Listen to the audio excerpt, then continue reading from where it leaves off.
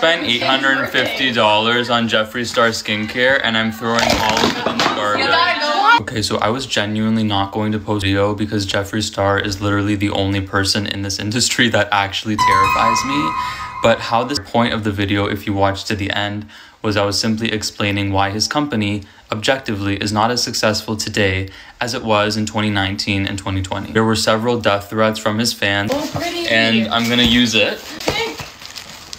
I love his packaging. Yeah. Aesthetically pleasing, but I'm just very skeptical that this is going to be good skincare, but we'll see.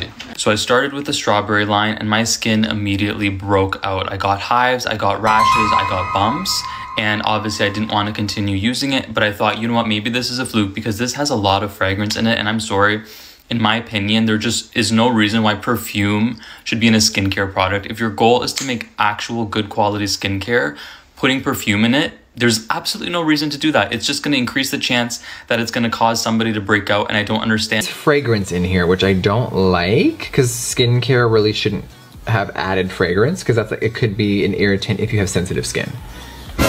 But I think these were the only products with fragrance. I'm like, I won't be using those, but maybe the other ones will be better. But then when my skin calmed down, I went to use his Milk line, which is supposed to be a little bit more calming. It doesn't have fragrance in it. And then the exact same thing happened. I broke out in rashes. It completely ruined my skin. And then at that point, it took like 4 days for my skin to go back to normal. So this is not a sunburn. This is like a chemical burn from Jeffree Star's products. I probably should have stopped using the products, but because I'm stubborn and I always want to give a really thorough review, I was like, let me try using his moisturizer. It came in a beautiful package. I mean, obviously a very small amount, but I was like, there's no way this moisturizer could do anything. The exact same thing happened. It broke out my skin and I had hives that did not go away for like 8 days. And respect to criticize other brands for using fragrance, alcohol, and cheap packaging, and he did all of it. So yeah. This one, for example, it actually separated like real milk, and no matter how much I shook it, it wouldn't go back to normal. So like there may be a formulation issue with this one. The only one I won't be throwing in the garbage is this healing hand salve, because it was fine. I mean,